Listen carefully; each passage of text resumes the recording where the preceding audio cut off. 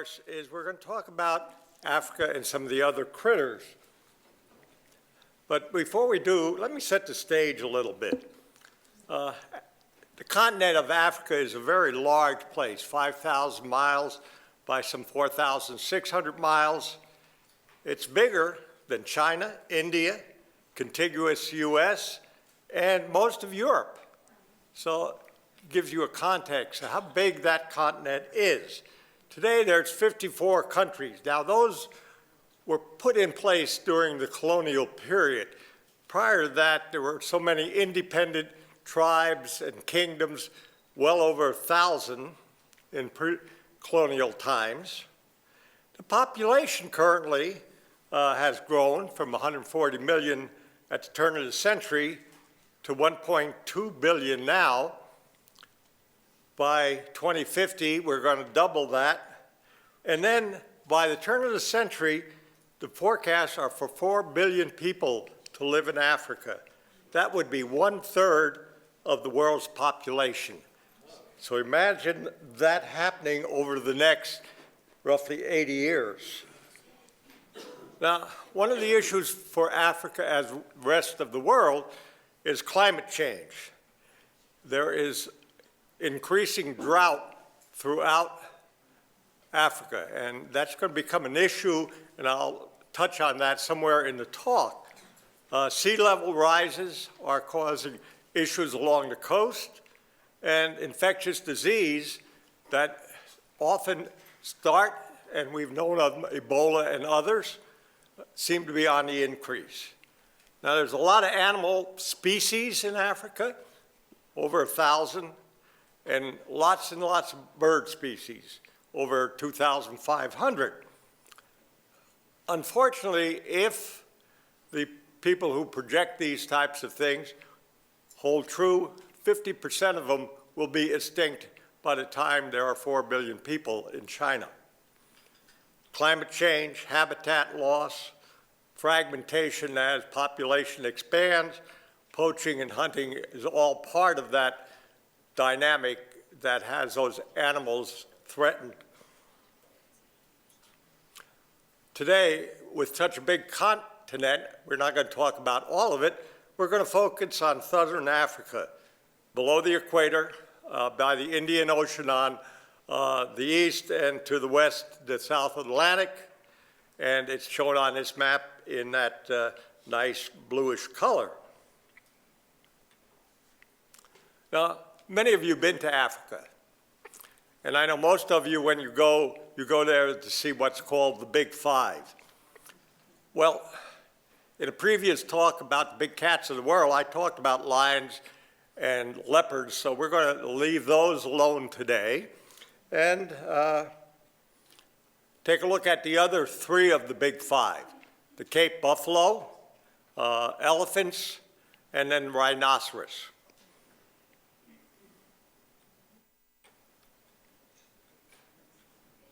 The Cape buffalo. This is a picture of such an animal. If you can imagine being maybe 50 feet from that animal staring you down, it's not an animal that you want to go up and hug or pet, I can tell you that. They roam in large herds. This herd was about 700 animals, and I thought that was a lot until I started researching how big the herds might be throughout Africa. But they are massive, dangerous, almost a ton for a large male. Heavy horn that you saw across the skull is known as the boss. And they have thick skin around their necks, upper necks, the back area, and throat, almost 2 inches thick. So that, you might recall that when I talked about how lions kill, or most cats kill, it's not by penetrating into the animal, but by strangulating them. And that's how a lion will kill a Cape buffalo. It can't rip its throat open, it's too thick. Live on vegetation, like a cow.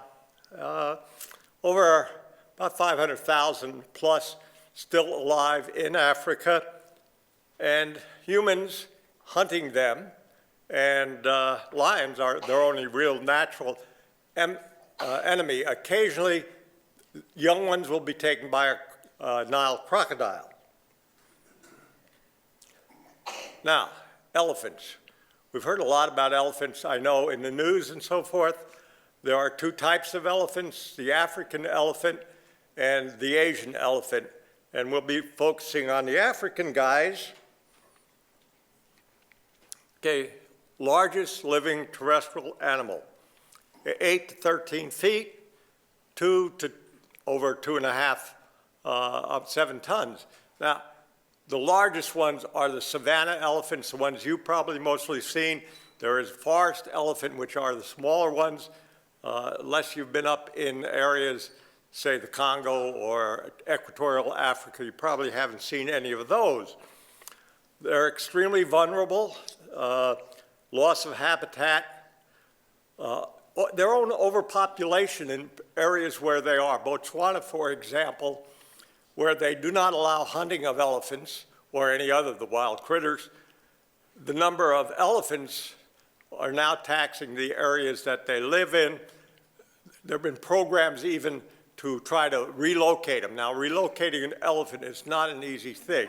So it gets pretty expensive and pretty dangerous, and it hasn't been very thin. Poaching, we've heard about poaching. At the earliest, in the 19th century, there was over 4 million elephants. Today, there are about 500 plus thousand. 50 to 100 elephants are killed each day for their ivory. Now, ivory is a banned product. However, it hasn't shut down the trade in ivory. So one of the issues when they go and collect ivory, they don't mass kill a whole herd and just chop off the tusks, and they kill even the ones without tusks. Matriarchal society, bull elephants are kind of like male humans. They're around only for breeding purposes, and the female control everything else. The matriarch knows where all of the places that they go to, leads them on their treks and so forth. Interestingly, they can communicate over 2.5 miles. And that communication is a low rumble frequency below the hearing of human beings. Not quite sure that there is enough recordings and analysis to know they are messages being sent, but it's not fully understood at this time. Here's a series of pictures I took. Elephant can't swim. Unfortunately, a little too big for that. So they wade, and this one is wading across the Zambezi River. And if you look to your upper right where the elephant has its trunk, they use that trunk as a snorkel so they can wade as deep. They usually, as that one shows with the black marking where it was wet, do not wade below their eye so they can see over at all times while they're wading, but they use that trunk. And they come up, and the guy wandered off to the other side of the Zambezi River for wherever he was going. Ears are a big thing. You can see the size of the ears, and they're very, very unique and needed for a variety of reasons. Here's some facts about an elephant. Parts. The trunk, let's look at that first of all. It's the lip and nose, the upper lip and nose of the animal. And it's the most versatile appendage in the animal world. It has over 40,000 muscles in it. They're small muscles, but that gives it great flexibility. At the tip, African elephants have 2 little fingers. Asian elephants only have 1. I have no reason why, I don't know. But it can lift up over 750 pounds, but that same appendage can pick up a peanut. So the tremendous dexterity of that trunk. And as you saw, it's used as a snorkel, and it has social implications. The position of the trunk, whether happy, mad, ready to charge, probably telling the kid he screwed up or whatever, it is a messenger form. Now the ears, they were big, 6 feet by 5 feet for a normal adult elephant. They're the cooling system for the animal. They're relatively thin, and blood circulates through that massive area and allows it to cool. So that's one of the main reasons it has that big thing. They're used as visual and long-range communication. I talked about the rumbling. Somehow the ears are involved in that, and then the position of the ears, also like the trunk, gives you the attitude that the elephant has. Unfortunately, they have become a trophy prize. You cannot import an elephant tusk. So you can import an ear. The ear is taxidermied. It usually gets a painting on it, maybe the continent of Africa or raging elephant or whatever, and people come bring them home and put them in their house. So, trophy hunting is a really interesting issue, and we could talk about that all day.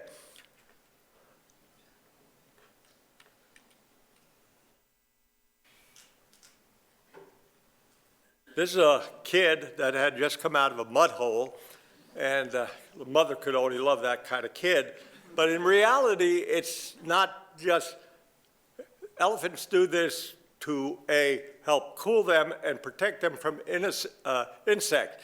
Even as thick as their hide is and everything, they're bothered by insects, and they love to get water, they roll in mud, and that's exactly what they look like when they get finished with that.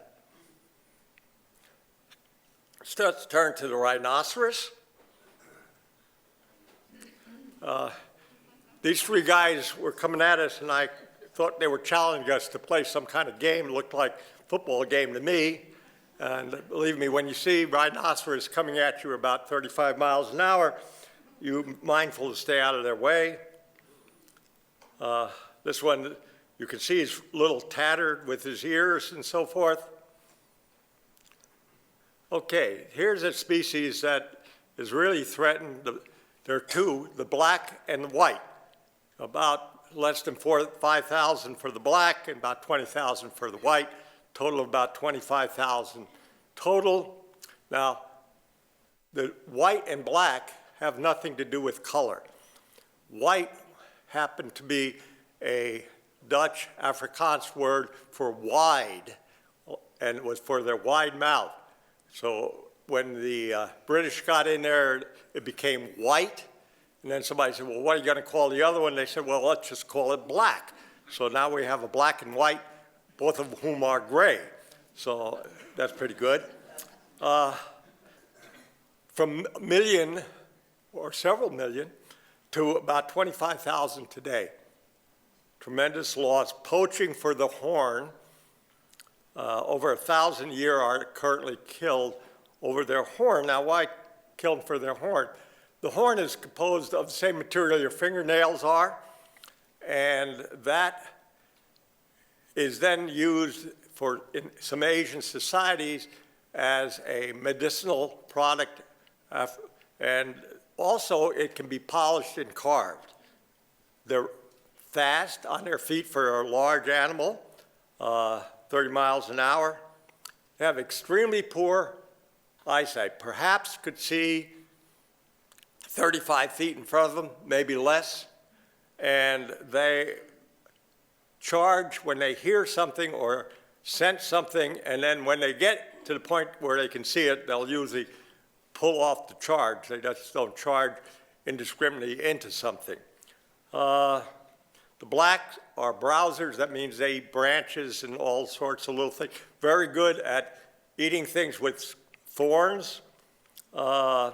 And the whites are grazers, more like a cow. They're existing primarily on grass. In fact, one subspecies of the white just went extinct here probably the last couple of months, the northern white rhinoceros. This is what the poacher wants, that horn. Now, African rhinoceros have 2 horns. There are some species of Asian rhinoceros that just have 1 horn. Okay, let's move on to some of the other animals we might find there. The Cape wild dog that Joel mentioned, the jackal and the hyena. Okay, the Cape wild dog. The wild dogs were hunted almost to extinction. This particular pack of dogs was in Botswana. They had been brought there from South Africa in an attempt to get them back into their former natural habitat.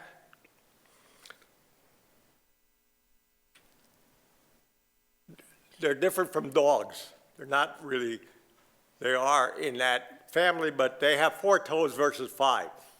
Not sure why all that happens, but that's what they are. Their social structure is a pack, similar to wolves. There are 1 alpha male and 1 alpha female, and they are the only ones that breed. Everybody else in that pack has a secondary role in terms of preserving or passing on future generations. They're very skilled hunters. Their kill rate is 85 to 90%. If you look at a lion pride, which also hunts in a organized manner, their kill rate is maybe 25 to 30% at the most. Less than 5,000. Habitat loss, poaching, diseases, they have the same diseases that animals, dogs will have. And they get threats from other predators. And one of the things in the habitat loss is that villagers don't like them, just like ranchers don't like wolves. And so that's one of the reasons they are under such threat. Black-backed jackal, obviously why it's called that. Cute little fella, actually. It really is fun to look at them and watch them. They are in the dog family. There are 4 different kinds: the side stripe, black, the spotted, and the those animals are stable. The population is not under threat. They're carnivorous. They're predators on smaller animals. They themselves are pretty small, 35, 40 pounds. And they're great scavengers. They like to grab any dead animal there and consume that. And interesting, they're monogamous in their social structure, and so they are mated for lives, and they hang around together, husband and wife. The hyena. These pictures, a couple I'm going to show you, aren't my best pictures, but that's what it turns out sometimes when you're out in the wild. Okay, they're in a separate family. They belong to one family for all the hyenas, the brown, striped, spotted, and the aardwolf, aardwolves are sometimes not included in that family, but they are, in fact, in the family with the other hyenas. They're closely related to something mongoose, meerkats, and closer to cats than dogs. They are not dogs regardless how they look. Population about 65,000. 2 of the species are threatened, the brown and the striped. Very aggressive predators. They'll scavenge prey, and they're good at stealing prey. They're particularly good at taking prey from cheetahs. Cheetahs do not really have a lot of strength in comparison to the other big cats, and they lose their prey often. I might have mentioned back when we were talking about the big cats, these hyenas have one of the strongest jaws in the wild kingdom, and they crush bones and they actually grind up and eat bones. They modulate some 25 different sounds. They have a bass sound that they can modulate, and each one of those modulations has a communications set. And then we've often heard, particularly the the spotted one being referred to as a laughing hyena, and that laugh is actually a giggling sound that they modulate. Here's a picture, and this group of hyenas had taken a antelope that had been killed by a cheetah and were eating it, and on your upper right, you'll see a black-backed jackal sneaking in, and it's kind of interesting to watch them. They run in, grab a bite, the hyenas will turn and snarl and stuff, but they're not going to chase it because then they're losing out on their meal, so it's kind of an interesting phenomenon to observe. Turning to another big guy, the hippopotamus. Hippopotamus like water. You often find them in rivers, lakes. They're over 2 tons. They're semi-aquatic, very aggressive in water. When I talked about bears, I mentioned the sun bear or the honey bear and told you that they had a special nostril that closed down to keep bees from crawling up into their nostril. Well, the hippopotamus has one that closes down. Hippos can stay in water, underwater, for about 5 minutes or so, and their nostrils close down. And little tidbit when you play trivia is that because of that, a calf can nurse its mother underwater. Quite an accomplishment. They kill about 500 people a year, mostly in the water, by upsetting boats. Some of the data shows now that they used to be thought to be the greatest killer of humans in Africa. They may be outdone now by the Nile crocodile, but both of them are associated with water. About 140,000 in the world. Vulnerable crocodiles often will take the young, and then they are poached. Here's some other big guys that roam around in Africa, the giraffes.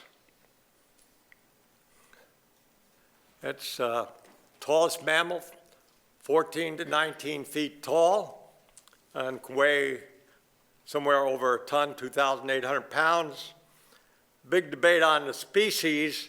The spot patterns and geographical location are primarily what determines the specification of the species. Today, it's starting to change because with genetics, they can go in and trace some of the DNA and see the differences. They have that long, long neck, and that neck's a problem for the animal.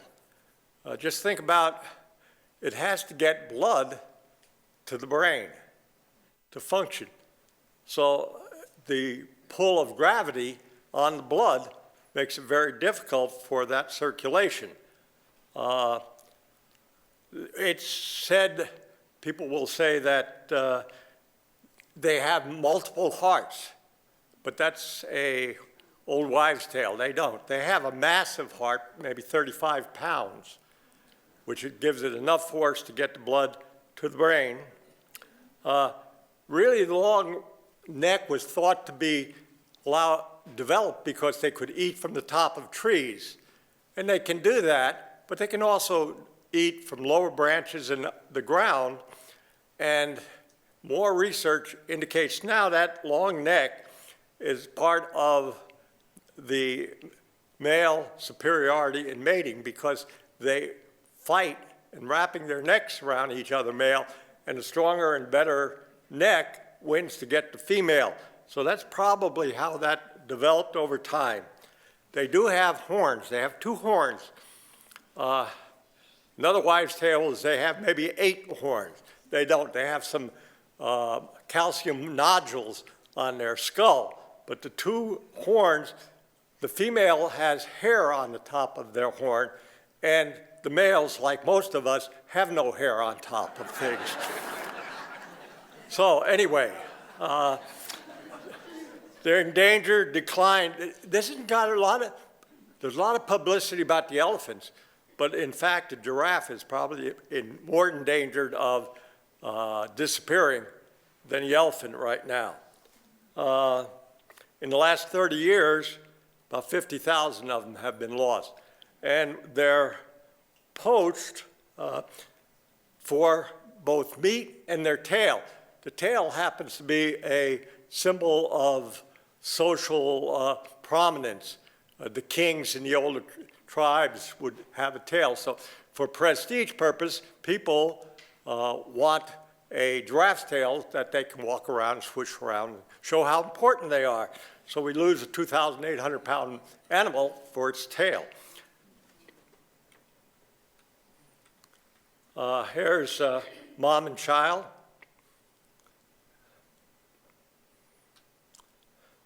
They are in groups, maybe 50, 75 at times. They also live in very dry areas. That's a camel thorn tree.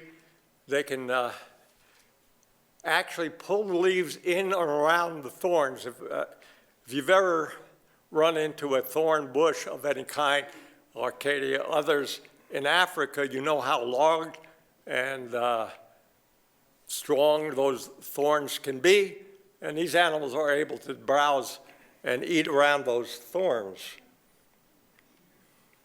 And now, sitting on this guy's neck are oxpeckers, or tick birds, as some people refer to them. And that's a symbiotic relationship where supposedly each animal is being benefited. The giraffe loses the tick, and the oxpecker gets the male. But on more close analysis, once that tick is pulled off, the oxpecker just stays there and keeps poking at that wound and drinking the blood. So I kind of think the bird gets the better of that. It also does the same thing with antelope and other animals.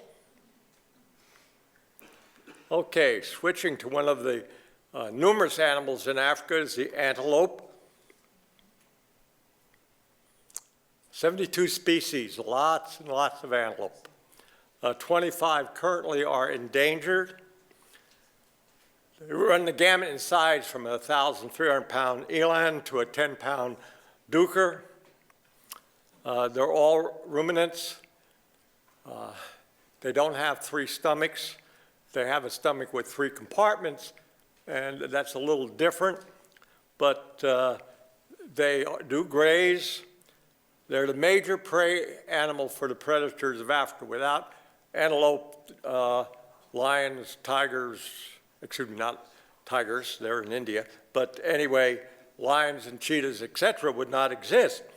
They don't have much of a defensive mechanism except trying to outrun a prey or occasionally fighting it off with its horns. Here's a picture of a giant eland, the largest. Reminds me a little bit of a Brahma bull with that hump on its back and dewlap in the front. And here's this is a blue duiker. Here's another group of small guys, the steenbok.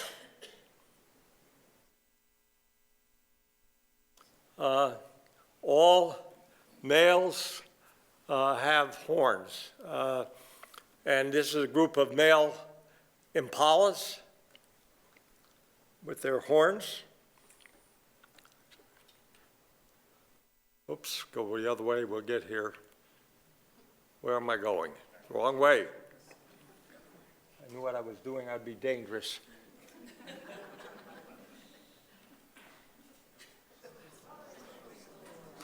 I'm going the wrong way, aren't I? All I have to do is find.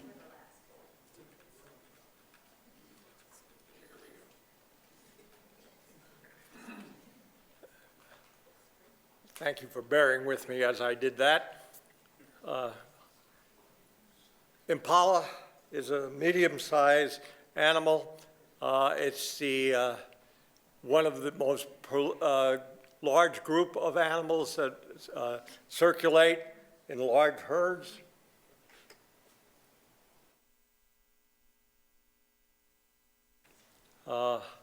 There's a hartebeest family, a male and female. About 1,300 individuals still alive. Subspecies went extinct in 1923. Up in Morocco, it was a desert animal, or lived in the desert environment. Pretty fast, swift, 35 miles. Primarily threatened from hunting. It's coveted for its meat.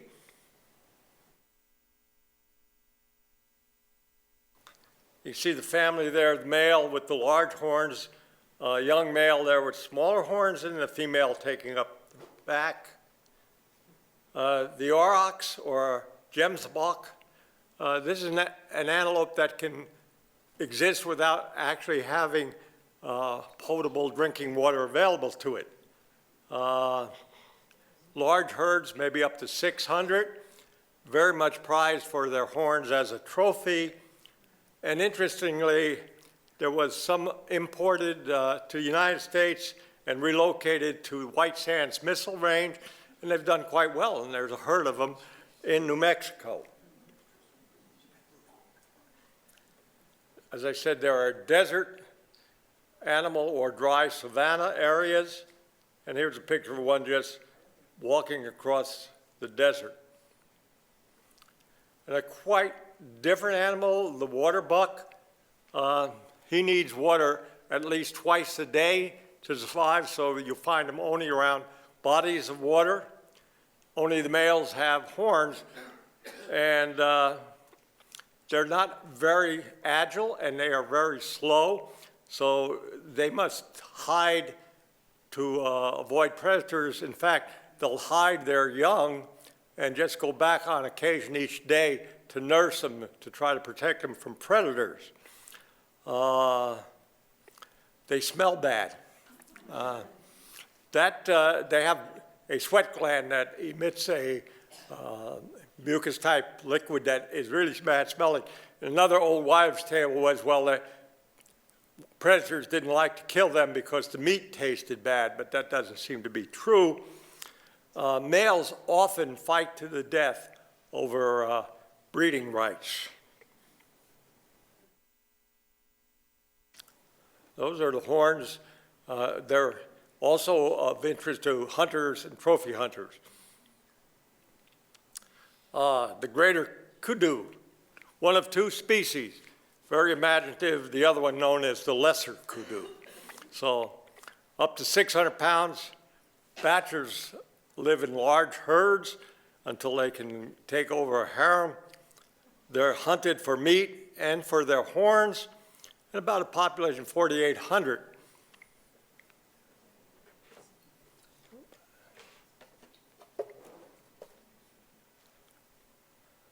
You notice the stripes, as the animal ages, the males, they kind of get lighter and blend in.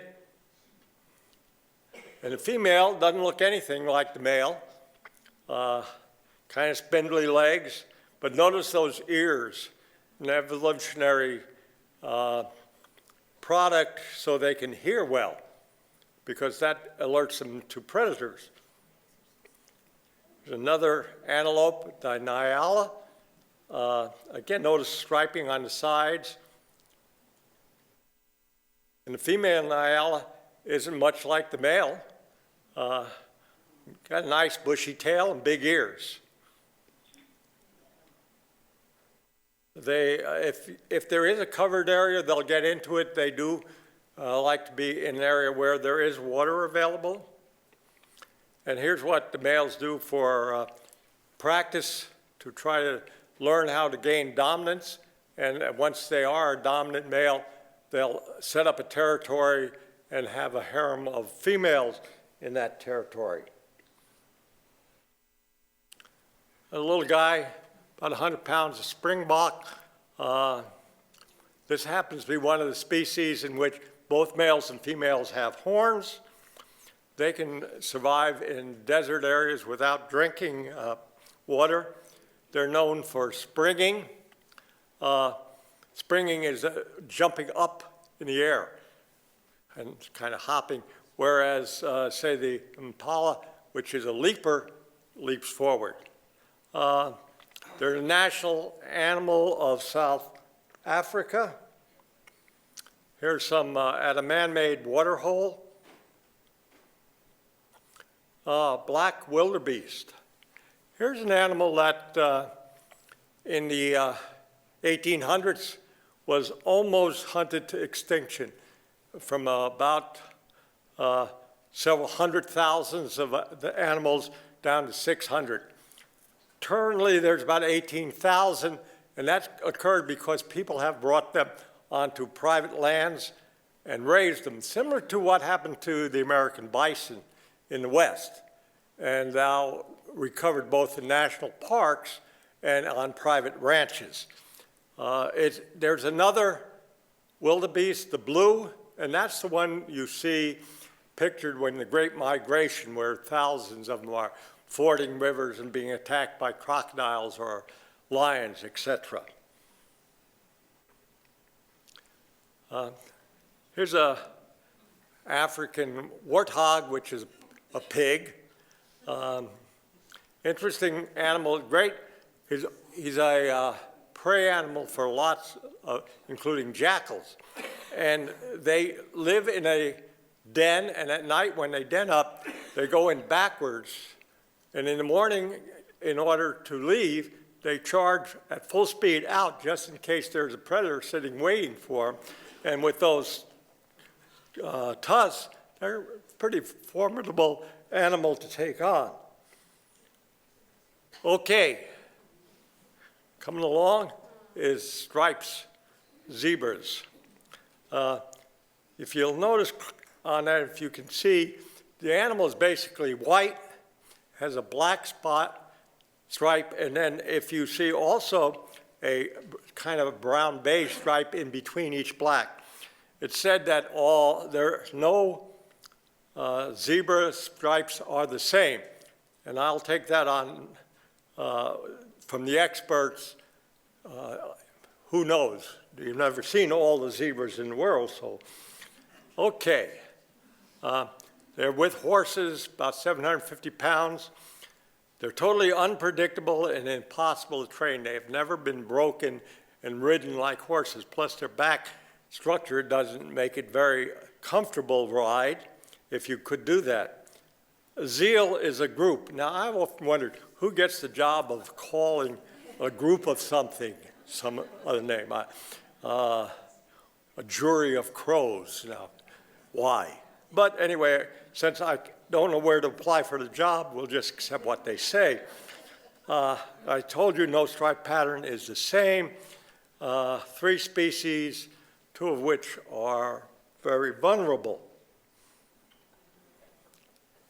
They like water, and you'll often see pictures of them in a herd out drinking. But they also live in very dry lands. If you see in that picture to your right would be a zebra cub, colt, drinking from his mom. That camel thorn tree there provides a little bit of shade. And that's it for this session, the A to Z's of Africa's other critters, the antelope and the zebra. And I will take any questions if I see if I can answer them.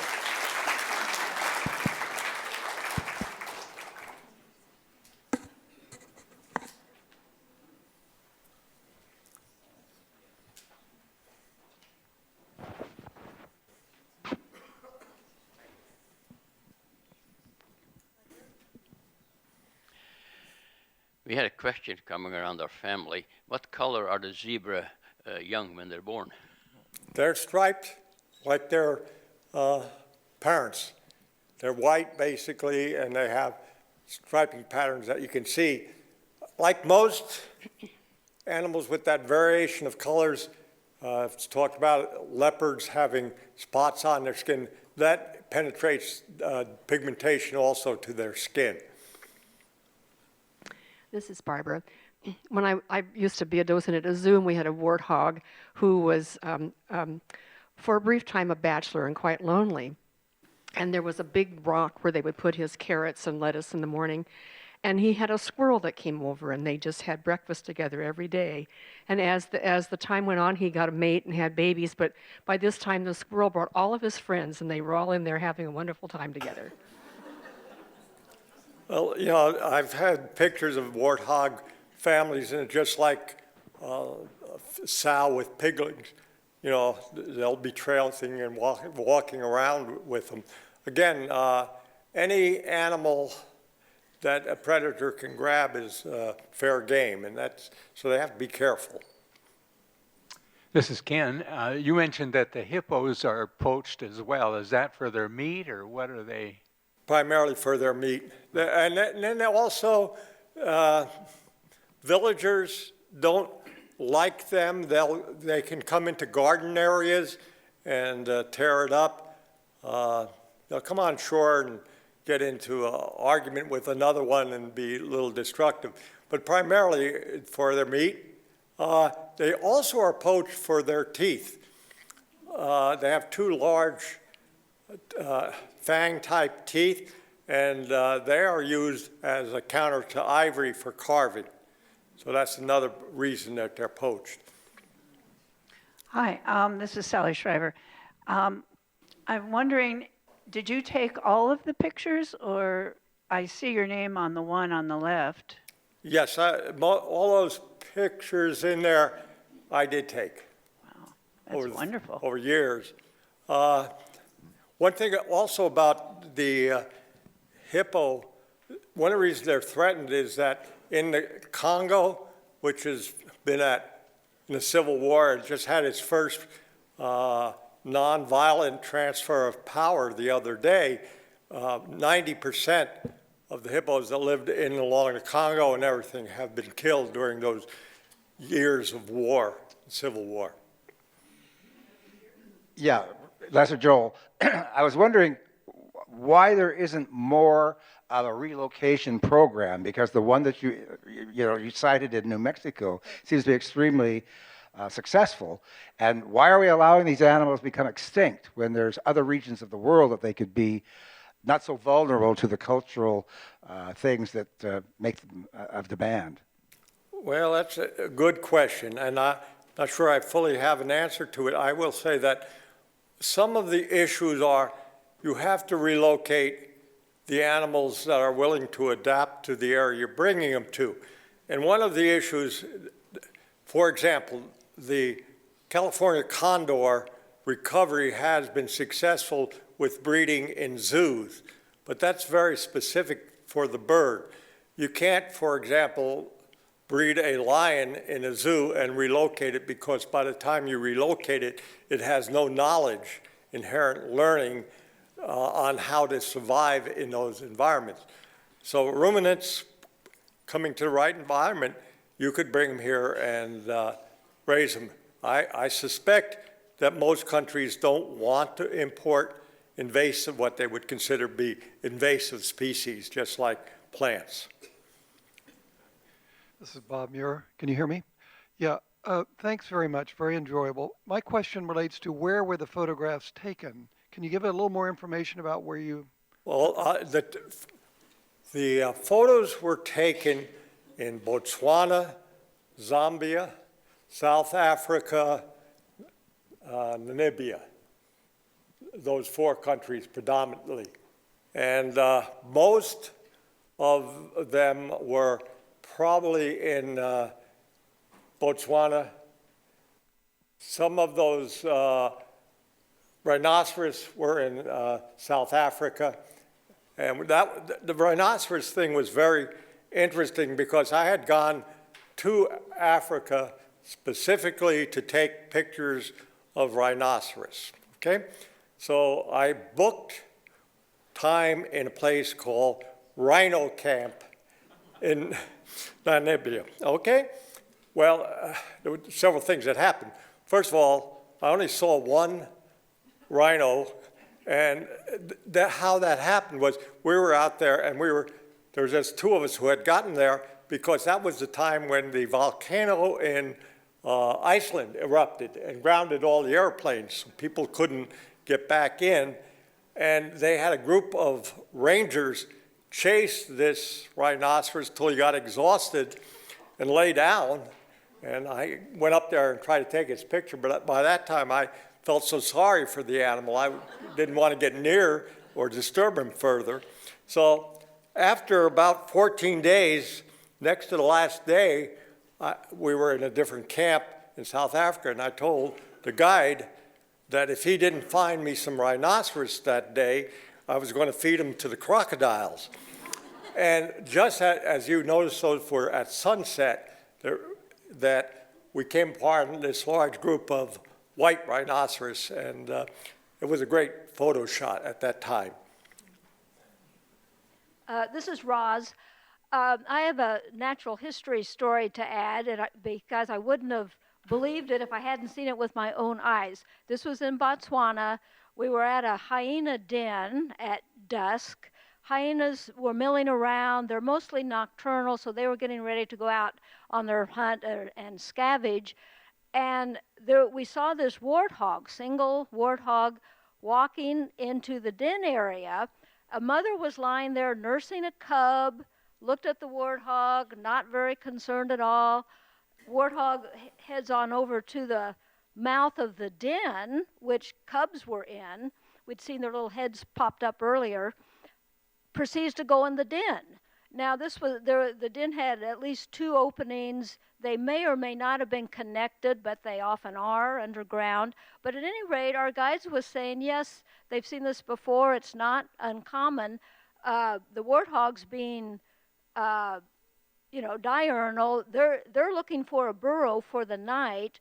Hyenas are vacating the burrow. And so this one, that was its regular home. It came back there every night. I have never seen that in any nature shows. And I watch a lot of nature shows, so I thought it was just so interesting that they tolerated each other.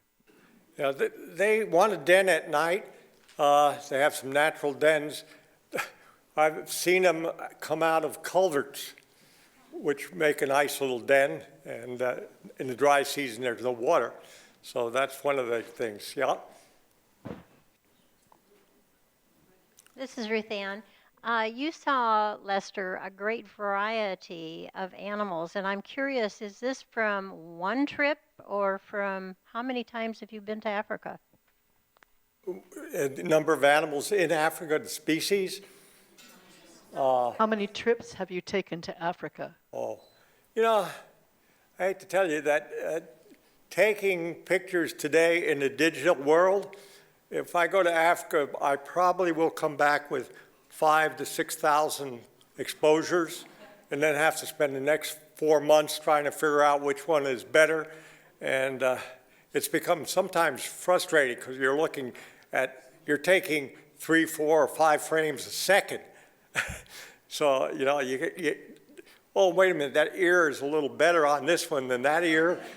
And but it really makes a difference in photography with the digital world. When I first started with film, you got 36 exposures. You don't know what you've got until you develop them and so forth. So now in the digital world, you take lots and lots of pictures, and most of them you throw away.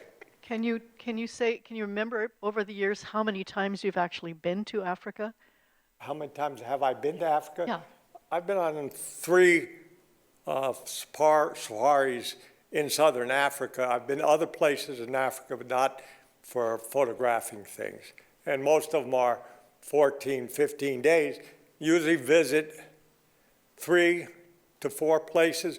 One of the secrets is that you really have to travel by plane, light plane, because they're remote. And if you try to drive between game preserves, like if you're going from someplace in Botswana to Zambia, you would waste all your time traveling. So usually you're going to move by plane. To your, This is Eunice, and just a little light story that actually happened here in Salem at Sunshine School, which is the school by the Baptist Church down by the bridge. And just recently, one of the teachers there held up pictures of animals. And a little boy raises his hand and he says, "I know what that is. That's a frickin' elephant." The teacher was shocked. This is a Christian school, mind you. And she said, "What is it?" He says, "It's a frickin' elephant." And she didn't know what to do. And she said, "Well, how do you know?" And he says, "It says that right there." And of course it said African elephant.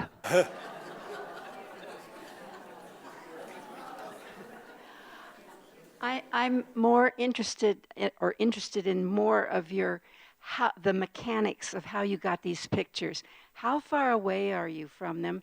Do you set up your camera after you see one and then by the time you get ready, then they're gone? Or do you just set up your camera and sit there and wait for them to appear? well, I'll tell you how it's normally done. Most people that are doing it like I am as an amateur and so forth, you're traveling with a small group, anywhere from 6 to 12. You're in a Land Rover type vehicle, usually it's a Toyota, and you have 2 people, 4 people, or maybe 5 in the thing, because it's step level, so you're traveling by vehicles, because you have to cover a lot of ground. Usually you carry 2 cameras, one with a long-range lens and one a shorter range lens, because changing lenses in dusty and animals are coming up on you and stuff, that's not the time to worry about, well, oh no, he's closer and I can't get him with this camera. So you have your cameras all set up.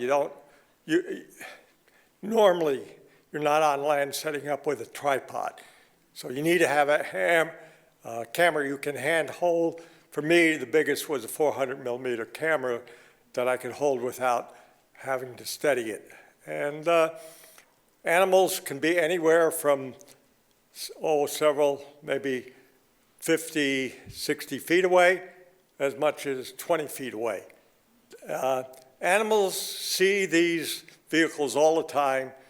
They've never had one that tasted good, so they kind of let it alone. And if you don't do something stupid, you're okay. And stupid is like, I have a picture of a male and female lion lying in front of an eland that they had killed and eaten most of it, the soft tissue and all that.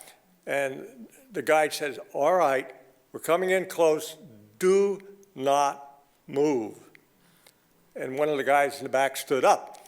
And that female came, with another leap, she'd been into the vehicle. I mean, that's how it is. And she decided that it wasn't worth it and stopped.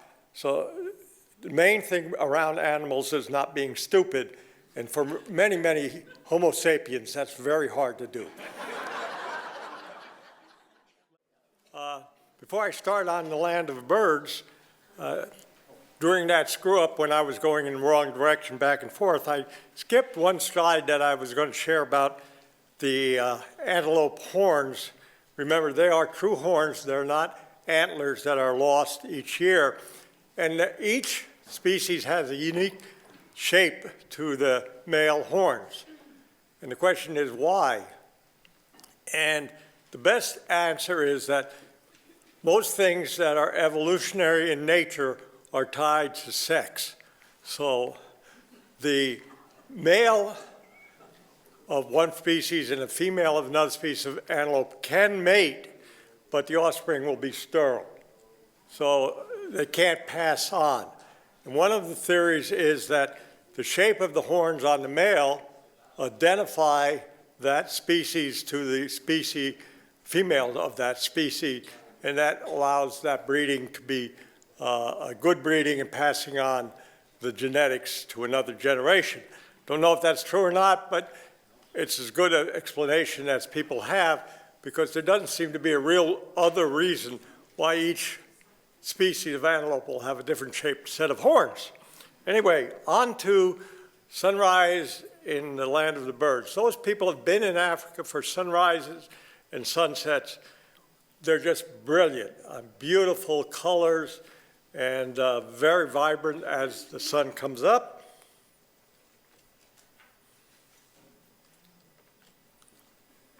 Well, someday I'll get there. Africa is a land of contrast, and we're just looking at southern Africa, but if you go further up north through the equatorial thing and then up the savanna and above the savanna along the Mediterranean, it's huge difference in the landforms. In South Africa, as elsewhere in the world, the biomes are defined by the landscape and habitability of that landscape. The human flora and fauna populations are determined about what that landscape's like. They're all products of the geography, the location where they are relative to the poles or the equator, and the climate that's there. We're going to look at three of them in this presentation: the savanna, grasslands and flooded grasslands, which are a delta, inland delta, and then sand and high deserts. We'll start off with the deserts. Pictures of the deserts here in this country and elsewhere can be very, very striking. This happens to be the Namib Desert, means the vast place, and scientists have determined it's the oldest desert in the world. It's about 1,200 miles along the South Atlantic coast, 250 some miles inland, elevation from sea level to 10,000 feet in the highlands. The sand dunes are impressive. They're over 1,000 feet high. And the Namib is almost uninhabited by humans. The few human groups that through history have lived there are the Sands type people who speak in a click language. And if you've been there and ever seen somebody demonstrate who is a click speaker, the clicks precede a word, and the sound of the click changes the meaning of the word. I think some Oriental languages where the pitch changes the meaning of a word. Almost no rainfall, 2 millimeters per year. So very, very dry. That's 2 teaspoons, folks. Plants and animals exist without or on very little water, and certainly not on rainfall. This is going to be a series of pictures. I'll make a few comments, but mainly just to give you the flavor of the desert. Here's one of the sand dunes. If you notice down in the foreground, those trees can be 20 feet tall, and then just from there you can see what the size of that sand dune is. The government numbers and tracks each one of these sand dunes. They change very little in time. They're there, and they're sculptured by the wind. This water occasionally exists. Most of the water in the Namib Desert are underground rivers, okay? So sometimes they dry up, the river changes its course. At one time there was water here. You can see a little bit of dead trees and white sand, and the red sand is a different variety of sand. The red color is actually caused by iron. The sand goes to the ocean. It contains iron from the highlands, comes back in with the wind, and oxidizes, gives it that red color. Where does the water come from? Essentially dew and fog. There's a fog bank there. It'll deposit drops of water on plants, that's what animals will survive on. Obviously, the tracks were going somewhere, I have no idea. But it was a track, and you'll find those in the desert as people move around. The wind does sculpture the sand dunes. You can see here, one of the things when taking pictures is when you get there early in the morning, evening, when sun is rising or setting, then you'll get shadows on one side of the sand dune. It gives you that nice coloration of red and black. This, I have to say, is my favorite picture I've ever taken over there. I call it Feathers in the Sky. You can see the sun is up in the lower portion of it where it's lighter skies to the dark skies where it still hasn't penetrated and the wind has feathered those clouds. But brag, that was one of 25,000 pictures selected by a conservation group. There is vegetation, camel thorn tree growing. This is more into the inland part where you have escarpments formed. Lack of water is death to trees. Predominant tree, camel thorn tree, has got nothing to do with dromedary type camels. Word camel is a word in Afrikaans for giraffe. The roots of these trees can go down 200 feet. They have, when they're in growth, they have pods. They provide some shade. The pods are used by humans and animals as food source. The wood is extremely hard. The government has banned cutting any of these trees. People were taking them for firewood because they would burn like coal for long periods of time. Tree can live up to 200 years. And as I said, they're protected by the government. They're also a thing that when people go to the Naneb, it's a major photographic prop. Okay, as I said, the Naneb stretches along the coast of South Africa. These are Cape fur seals. The water is extremely cold. It's coming up out of the Antarctic, and there are lots and lots of fish for huge numbers of seals that live there, and it's known as the Skeleton Coast. And not because it's human or animal skeletons, but here's one of the skeletons, a ship. Heavy fog, strong currents, and lots of shipwrecks. And those shipwrecks, like this one's been there for a while, are encroached by blowing sand and pretty much overcovered by sand over time. And they are the skeletons that give the coastal name. And here's a ghost town in the Naneb. It's from a diamond mine. Diamonds were discovered around 1908, sometime on the coast of Namibia. Set off a minor gold rush, except it was for diamonds. But the World War I came, things changed. Those that were found, there was less productivity, but in the 1960s and subsequent, they started exploring and finding large quantities of diamonds. Large quantities, a couple of diamonds maybe in a week or a month, in huge pit mines with heavy equipment moving it. It slowed down in the 60s and 70s because of lack of labor due to the AIDS crisis that swept Africa. And today, most of the diamonds recovered in Namibia are recovered in the ocean by dredging. So De Beers is the biggest factor in the diamond trade. In Namibia, it's about 25% of their gross national product.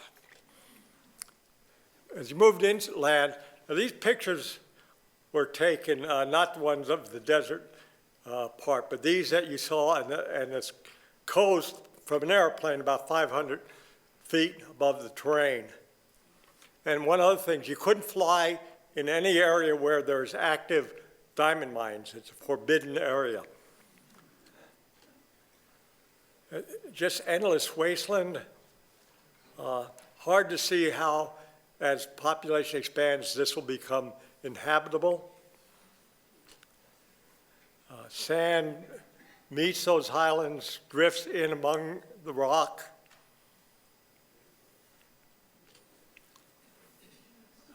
You can see the sand actually drifting with the winds. It's really quite impressive. One of the things is that you're not going to see a lot of animals or human, but you can see some beautiful nature in that area. Well, let's turn to the savanna. That's where you will see animals. Savannas are large open places, covered about 46% of southern Africa, home to about 2 million animals and about 500 plus species of birds.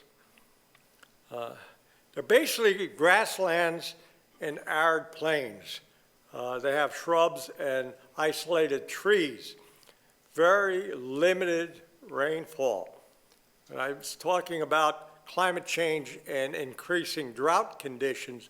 They're happening in savannas, and that's a problem for both the animals and people.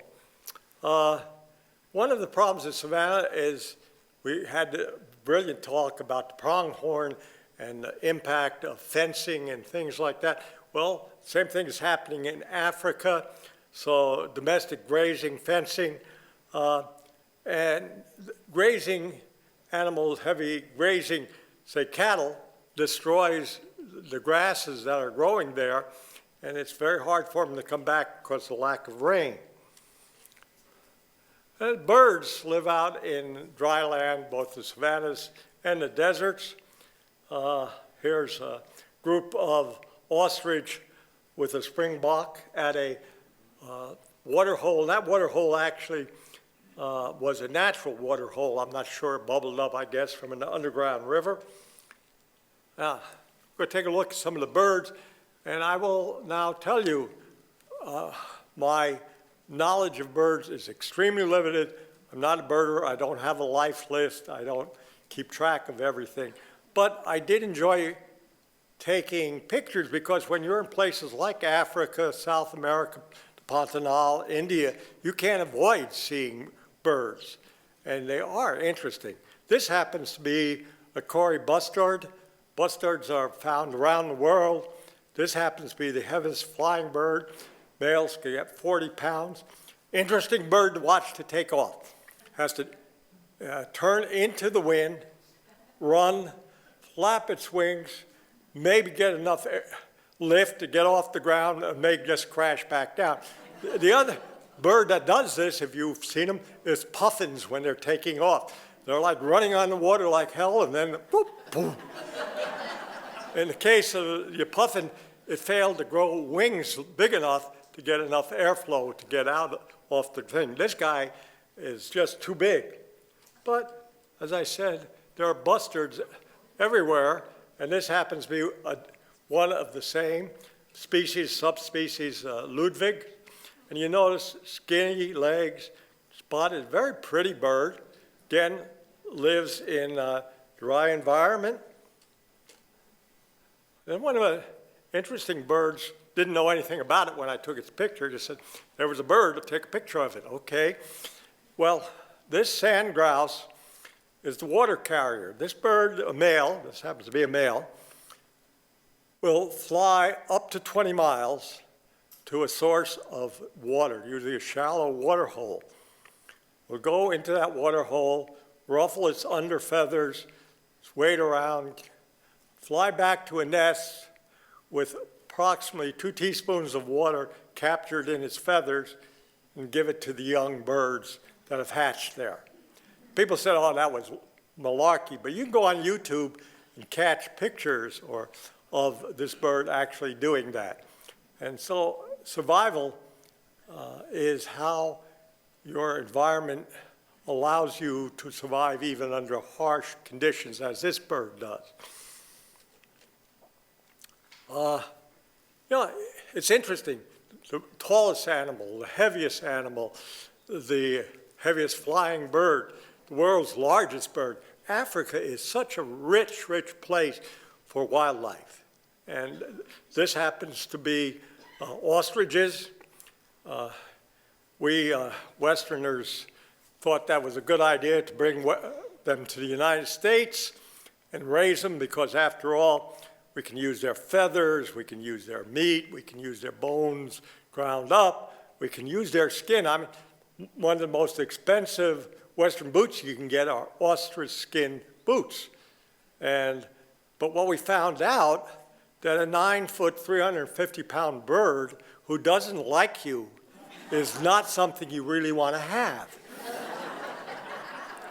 That bird will break your leg with a kick. So most people who invested in ostriches either went bankrupt or ended up in the hospital, so it doesn't. we do have other ratties. Emu is still around, but they're not as big. Here's a white-headed vulture, 10-pound bird, about less than a yard tall, 33 inches.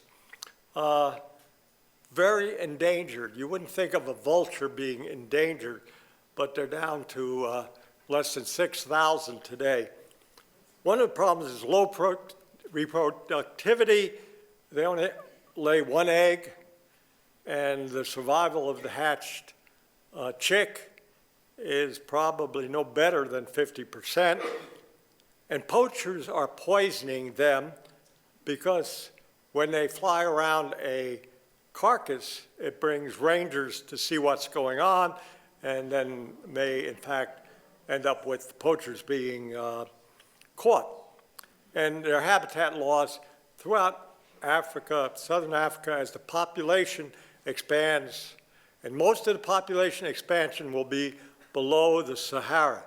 So that takes you in equatorial, eastern, and then southern Africa. So they're losing their thing.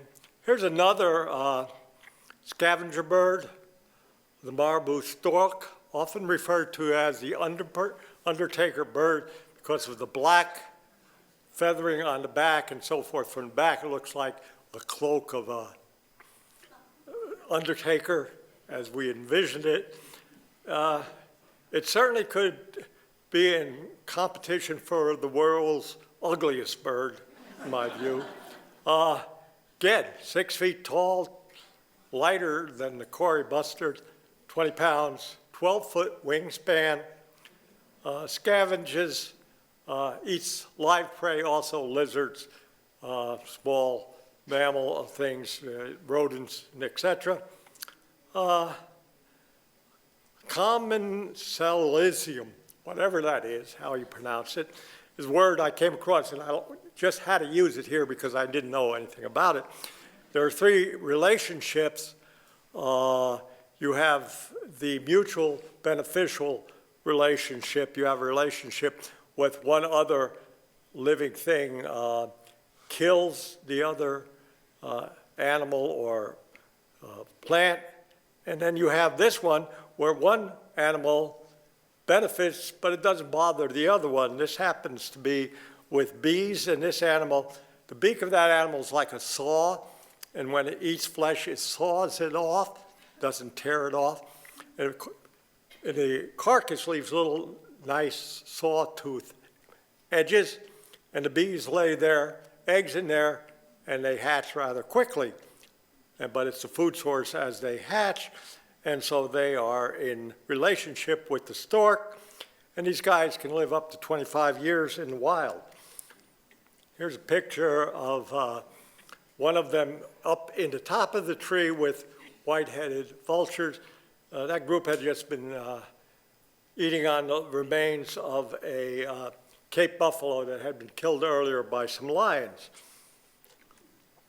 I have no idea why the golden eagle was in trouble, but the African crows didn't like them. And you can see that around here often, smaller birds harassing a larger bird, and they just dive bomb and do it. There may have been a nest for the crows in that tree or whatever went on, but it was interesting as they made pass after pass, and the eagle finally just flew off, being chased by the crows. Ibis, the white ibis, is a sacred bird for certain tribes and also in Egypt. This happens to be one that lives in more dry land. It doesn't have to have as much water. And they're just really identifiable almost instantaneously by the shape of their beaks and body shape. Another one where bills are the thing, southern yellow-billed hornbill. There are various hornbills. They are ground feeders, nuts, things like that, and they use that bill to crack open their food source. Pigeons and doves everywhere. Go to Central Park in New York, whatever you want to do. They're also in Africa, obviously the green pigeon and then the ringneck dove. Dove and pigeons are very closely related, and sometimes that'll be referred to as a ringneck pigeon. If it weren't for dead trees, I don't know how we would take pictures of birds, but anyway, flycatchers on a dead tree, they're just that. Bee catchers, another type of bird like that, they actually fly. Swallows will grab insects in flight, return and eat them. Pretty birds. Swallows, same type of swallow. You can always tell a swallow kind of from its tail shape, that V shape.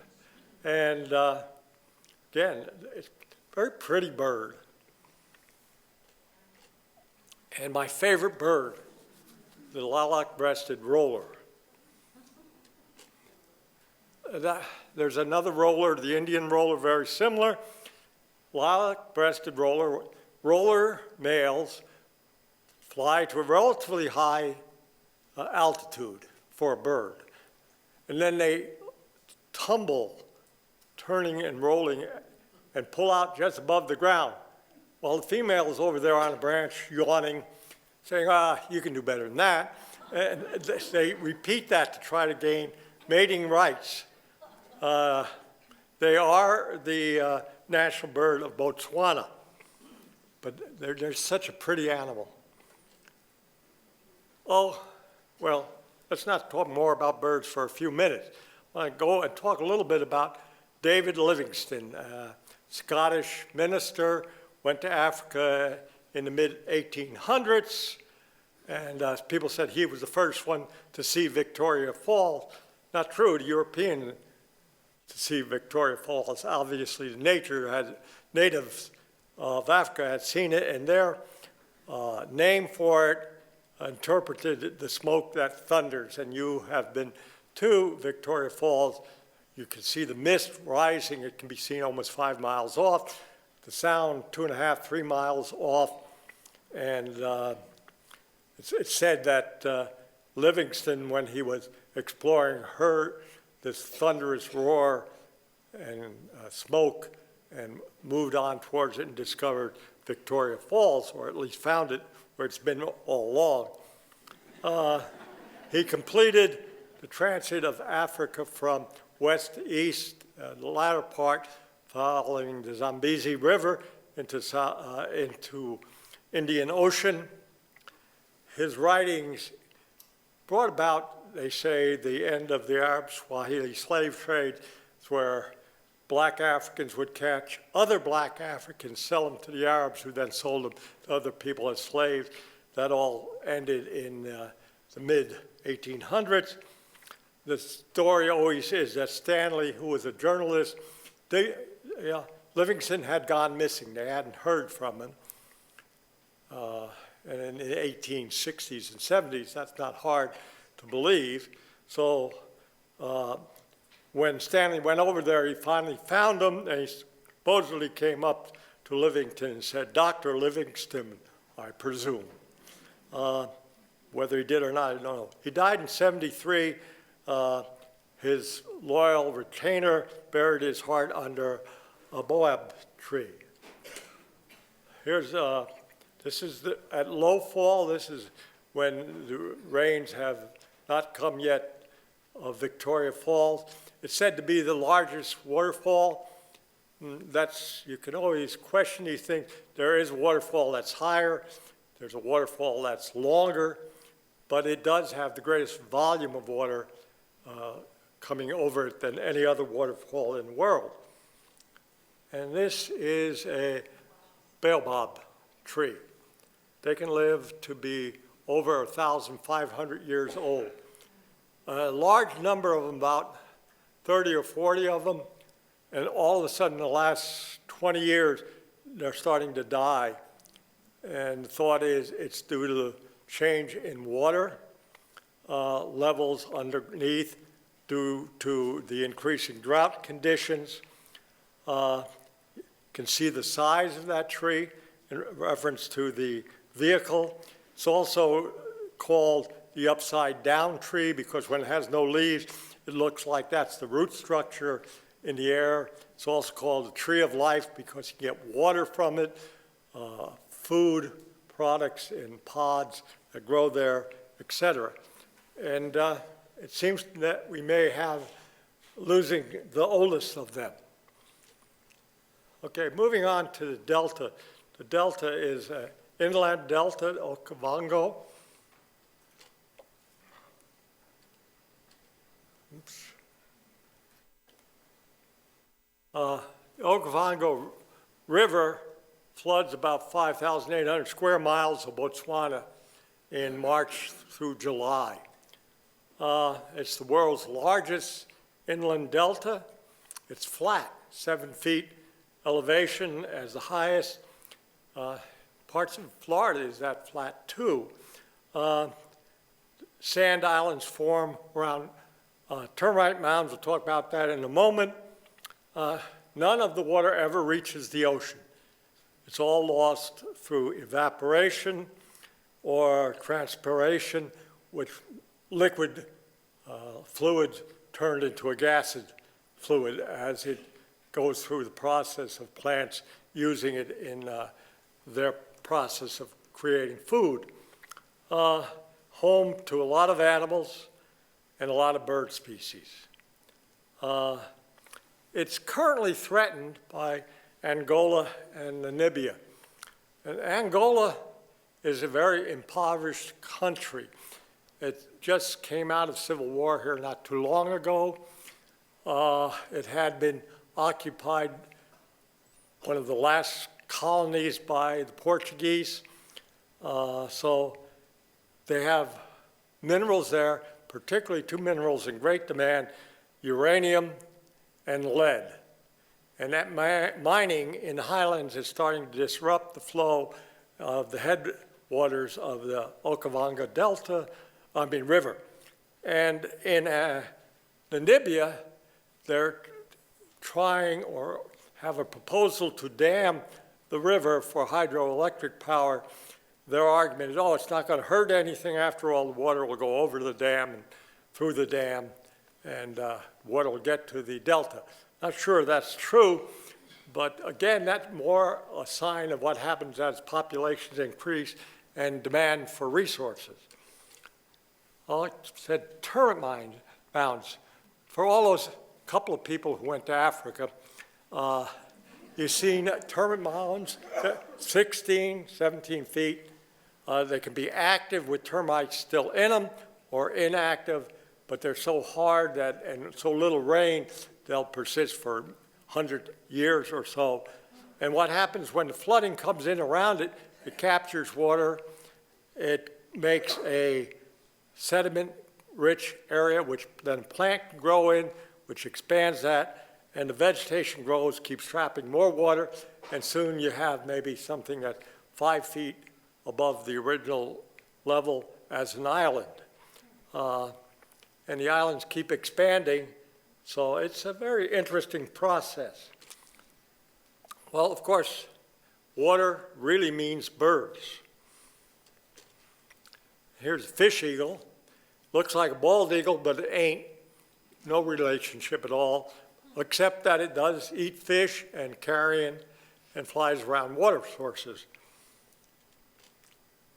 African spoonbill. Spoonbills are in all continents except Antarctica. Got its name from the shape of the bill, obviously. They walk around, stick that bill into the muck, trying to find little critters that they can eat. Here's an Egyptian goose, very colorful bird, found everywhere in the world now because people pick them up and take them back and reintroduce them as an invasive animal into a thing. So you can find Egyptian goose all around. They do want water. And here you got African darter, cormorant, same problem. They have no natural oil in their feathers, therefore they have to come on bank after going to catch fish, spread their wings so that the sun can dry them and they can go fly. And they're also known as a snake bird because that long snaky neck. Black-headed heron. We have herons everywhere, so it's worldwide spread. They're wading birds. You see a little black stripe on his head, that's why he's black stripe. And I want to show you these two pictures for a specific purpose. This is a black heron in flight.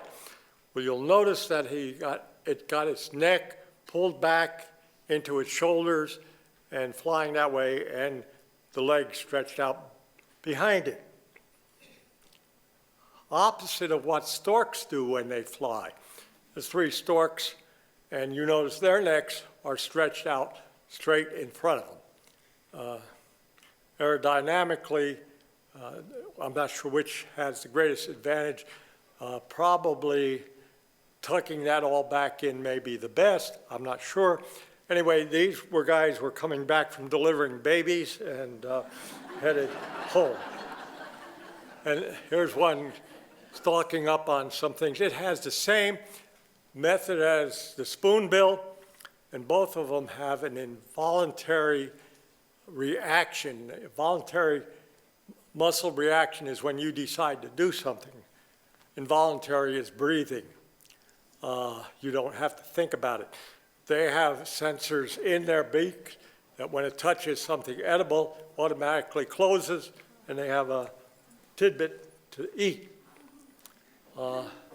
Africa's summer bird, the white stork, it breeds in Europe and flies from Europe all the way to South Africa to hang around in the winter, summer there, winter in Europe.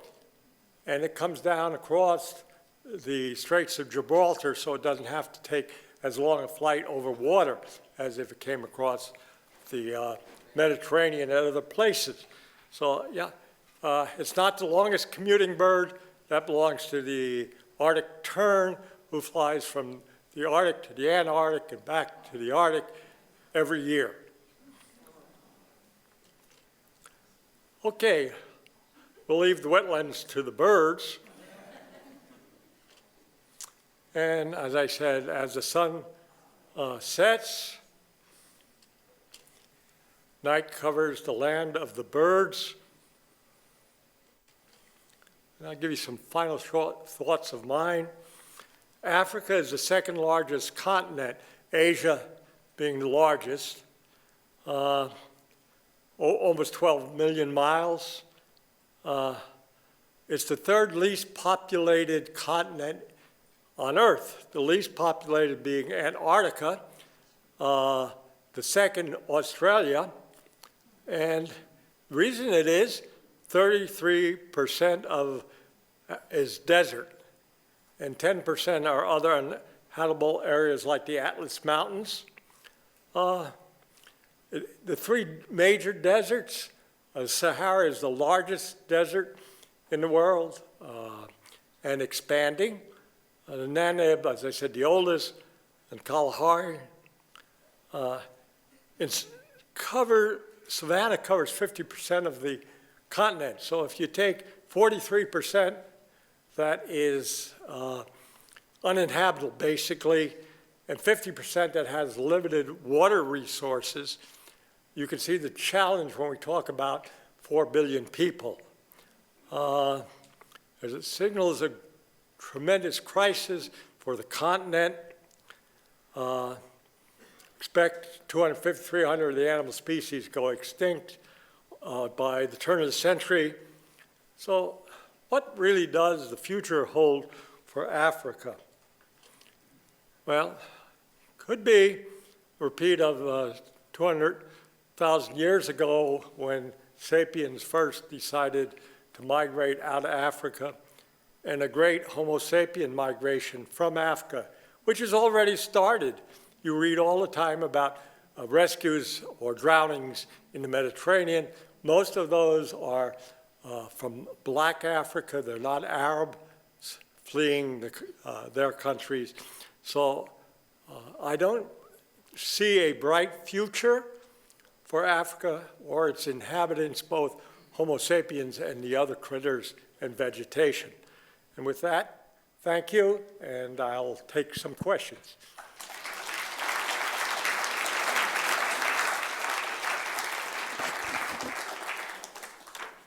Hi, this is Anne over here, way in the corner. Other corner. Somewhere over there. Over here. I see you. And going back to the first presentation this morning, you mentioned that the hippos kill 500 people a year. And Wally and I were very fortunate to be able to go to Kenya. When we were there, I think we were told that the water buffalo was the most dangerous animal, and that rhinos also were very dangerous. And I don't remember a mention of the hippo. Is it because of the interface between humans and hippos over farmland and gardens? Well, I don't know. The hippo killings occur usually because people are in a boat and they surface near that boat and it's swamped or fall.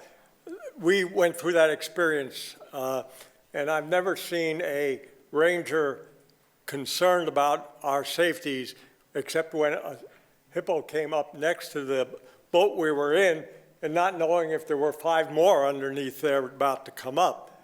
I don't know why, when they say water buffalo are usually Asian animals. The Cape buffalo goes in the water. It has to when it's going from place to place, but doesn't really spend much time. So I can't explain this data other than if you look most of it up, they'll talk about that. And remember I told you who kills most of the people? Mosquitoes, malaria. So, Hi, Lester, this is Joan. Are the other 2 major deserts in Africa besides the Sahara also expanding? Well, African population expanding primarily south of the Sahara. There's an expansion, obviously, in the Arab and northern parts, but it's not at the rate.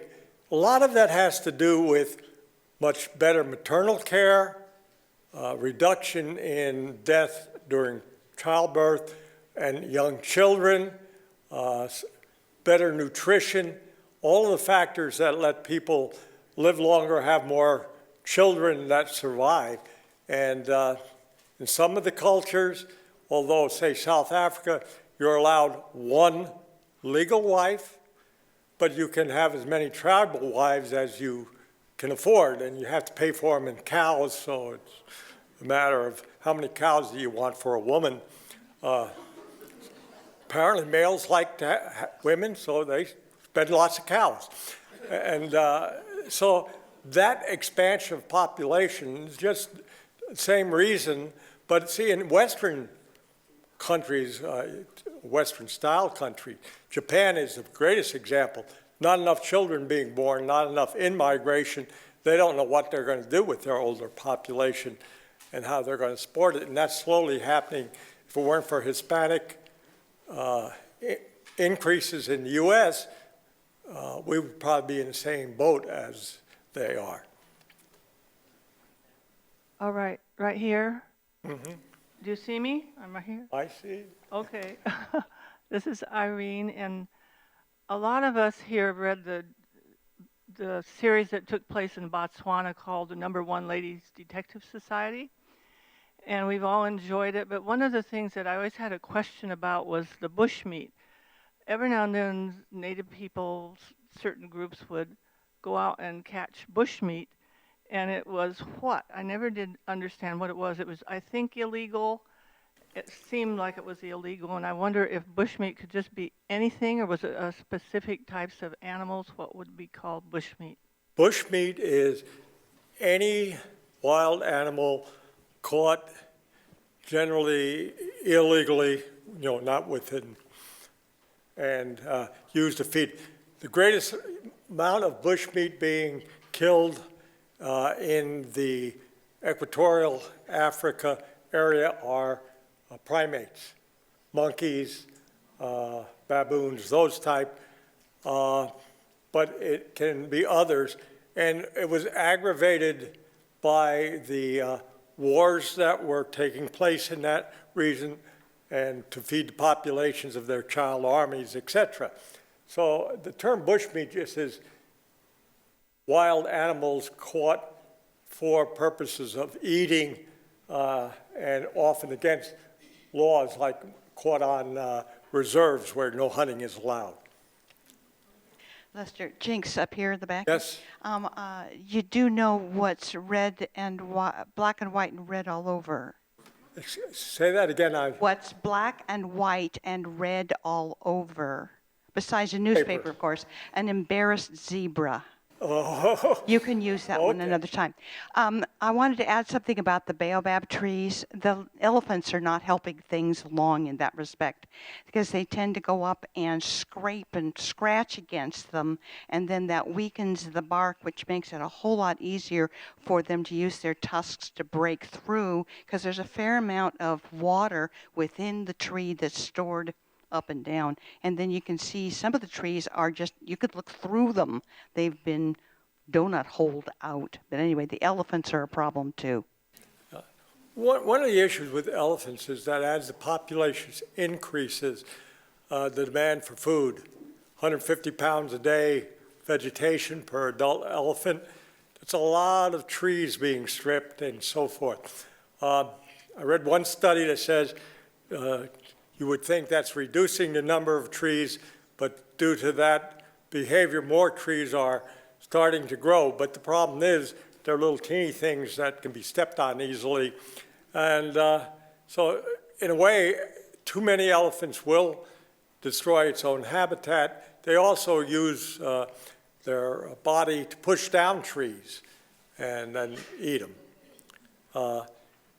How you get a multi-5-ton animal to survive or expand in protected, it's turned out to be a big problem. South Africa has done a better job.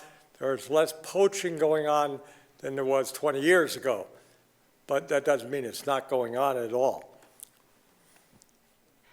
This is Carmen.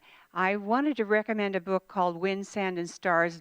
Some of you may have read it. It was by Saint-Exupéry. It was a pilot during either the 30s or 40s, and I'm sure it must be in the library. And it tells about his experience flying over the Sahara Desert and how he survived. He shouldn't have survived because there was no water available. But he collected dew on the wings of his plane and actually licked the wings every morning, but he also tried to collect water. And that had to do with what you were talking about, the lack of water in the desert. Yeah, that's dew as it, people, you've all probably experienced, it's very, very cold in the desert at night because snow cloud cover, heat radiates off. That change in temperature allows dew to form on, could be on any flat surface. If you landed a plane there, would be there, or a vehicle. And that's where the source of water that these animals survive on, along with the fog. Hi, this is Dave. You asked the question, what does the future bring for Africa? And for that, you might have to ask China, right? Aren't they buying up a lot of whatever they can in Africa? And I assume for resources. Do you know much about that? The Chinese are purchasing Africa and have done a pretty good job. Massive loans for infrastructure improvement is one thing, buying up property other than that. Their interest seems, there's projections by economists, and certainly don't know much about that area, but that the debt that these countries are carrying can never be paid back. And the Chinese are not truly interested in having it paid back, but taking control because of that debt. Don't know that Chinese have actively entered into any conservation movements outside of in their own country, particularly with the giant panda. Paul here. I remember seeing some nature programs that said about the elephants and lions that actually inhabited the Namibian desert, you know, small parcels. Do you know what their current status might be? There are lions, desert lions. Their population is diminishing, and I have not recently read much interest. They're in the same boat, kind of, with the Indian lion. They're very small numbers, and although they live in prides, they have to be relatively small because of the availability both of water and game to hunt. And there are elephants in the desert northern parts of Africa.